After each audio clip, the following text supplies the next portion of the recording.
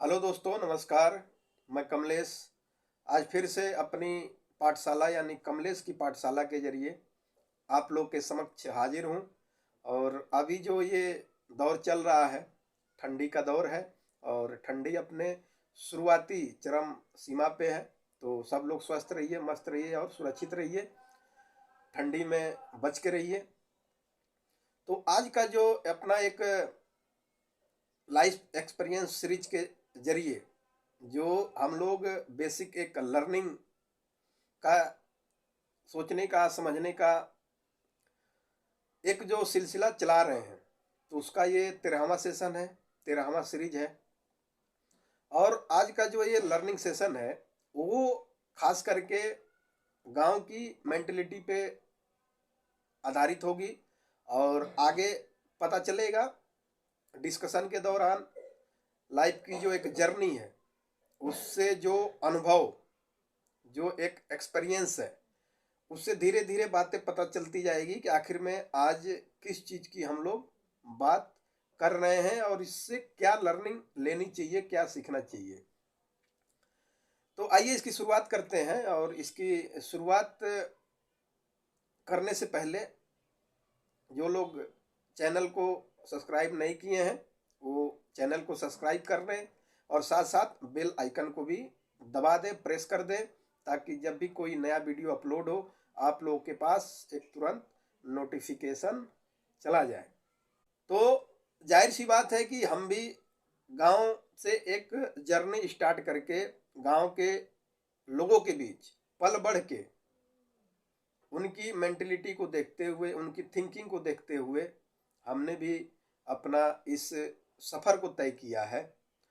तो मैं एक अपने अनुभव के जरिए जो चीज़ बताना चाह रहा हूँ उसके जरिए थोड़ा सा हम लोग लर्निंग के बारे में बात करेंगे कि गांव में जब एक दौर था, अगर हम आज से 15-20 साल पहले जाएं तो एक दौर था। और उस समय गांव में बच्चों बच्चियों की शादी बड़ा जल्दी हो जाती थी। और ख़ास करके जब लड़कों की शादी होती थी ना, लड़कों की शादी, तो मान लीजिए कि जो सेटल हैं, जो कुछ ना कुछ कहीं इंगेज हैं, तो उनमें कोई दिक्कत नहीं होती थी। मगर जो लड़के कहीं सेटल नहीं हैं, ठीक है, जो लड़के कहीं इंगेज नहीं हैं, तो उन लोगों की शादी में बड़ी समस्याएं आती थी। तो गांव के जो लोग हैं, मेंटलिटी उनकी ये कहती थी कि भाई किसी तरह से लड़कवा की सदिया हो जाए। बात एकदम गौर से समझिएगा, सुनिएगा। उसके बाद हम लोग इस पर डिस्कस करेंगे कि ये सही है या गलत है। तो कई कई गार्जियन जो होते थे वो क्या करते थे, अपने बच्चों को केवल शादी के लिए कि शादी किसी तरह से हो जाए, तो अपने बच्चे को भेज देते थे कि जा बाबू, बम्बई दिल्ली जाओ, कमाओ। उसके बाद अगुआ अगुआ आएंगे, बोल देंगे कि भैया फलाने कंपनी में, फलाने में हमारा लड़कवा, हमारा बचवा है, दान दहेज की बात होगी, मामला सेट हो जाएगा, शादी हो जाएगा, फिर चले आना। बहुत चीजें होती थी, बहुत बार बार होती थी। और इससे बच्चे की शादी भी हो जाती थी और सामने वाली जो भी लड़की वाली पार्टी है वो भी बिना जांच पड़ताल किए, बिना इंक्वायरी किए, तो पहले के लोगों में विश्वास होता था कि हाँ, ये बातें जो बोली जा रही हैं वो सत्य है, कोई दिक्कत नहीं। मगर बाद में वही बहुत बड़ा मोटाव का, रिश्तों के अलगाव का बहुत बड़ा वही कारण बनता था।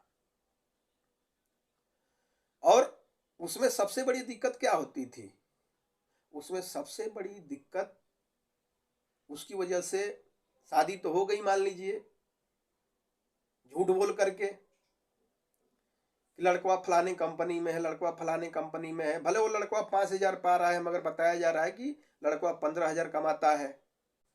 भले वो कोई वर्कर का, मजदूरी का काम कर रहा है, मगर बताया जाता था कि लड़कवा सुपरवाइजर है, लड़कवा मैनेजर है।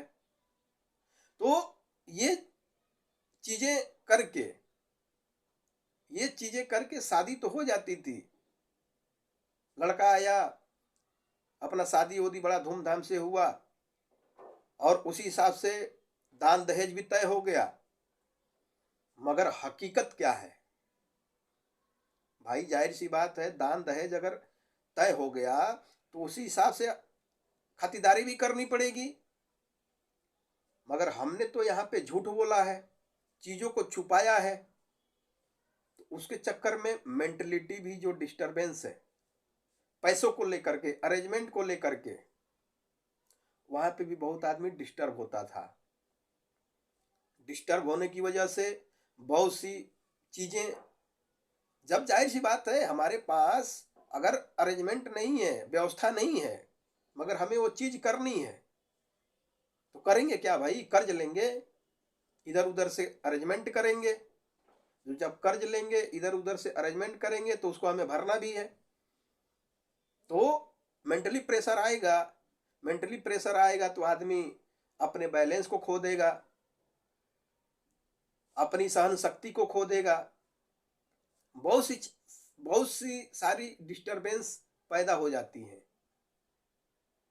तो उसके बाद जब लड़की आती है शादी करके, तब पता चलता है कि वाकई में रियलिटी क्या है, हकीकत क्या है। अब वहीं से शुरू होता है एक बिखराव का दौर, एक आपस में अंडरस्टैंडिंग का दौर, और एक आपस में सोचने समझने की जो एक प्रक्रिया है, वो सारी चीजें वहीं से धीरे धीरे कमजोर होती जाती हैं। जब कमजोर होती जाती है तो उसका बड़ा नुकसान होता है, उसका बहुत निगेटिव इफेक्ट जाता है, निगेटिव प्रभाव जाता है। कोई भी अगर लड़के की शादी हो रही है, लड़की आ रही है, तो भाई जाहिर सी बात है कि कोई भी लड़की अपने एक माता पिता के घर से जब नए परिवार में जाती है, पति के घर जाती है, तो उसको भाई शादी के समय ही सारी चीजें बहुत हद तक पता लग जाती हैं। तो उसी हिसाब से उसके जो सपने हैं, उसकी जो एक सोच है, मेंटलिटी है, वो ले करके आती है। और जब आने के बाद उसको जब पूरा चीज उल्टा दिखता है, तो उसको भाई जमीन खसक जाती है पांव तले से। वहीं से शुरुआत होता है रिश्तों में दरार का। जाहिर सी बात है, जब रिश्तों में दरार होगा, चीजें आपस में अंडरस्टैंडिंग नहीं होंगी, तो बहुत सारे समस्याएं आएंगी जिंदगी में। मेंटली प्रेशर अलग होगा, मेंटली प्रेशर की वजह से चिड़चिड़ापन, झलझलापन, न किसी से सही से बात करना, न किसी से सही से कम्युनिकेट करना, आपस की जो एक अंडरस्टैंडिंग है, सारा तहस नहस हो जाती है। उसका परिणाम क्या होता है? उसका परिणाम होता है कि जो आने वाली जो जिंदगियां हैं, बाल बच्चे, उस लड़के लड़की के या उस परिवार के, सब पे उसका प्रभाव पड़ता है निगेटिव पॉइंट का। तो ये रहा एक लाइफ का जो एक्सपीरियंस है, जो एक थिंकिंग है, ये थोड़ा सा एक उसका एक जीता जागता उदाहरण था, और उदाहरण एकदम हकीकत था, जो हमने देखा है, उसको समझा है। अब आते हैं इस लर्निंग से मिला क्या, इससे सीखना क्या चाहिए। तो एज पर माई अंडरस्टैंडिंग, मेरी समझ से, शादी ब्याह जो होता है वो कोई खेल नहीं होता है, एक जीवन का रिश्ता होता है।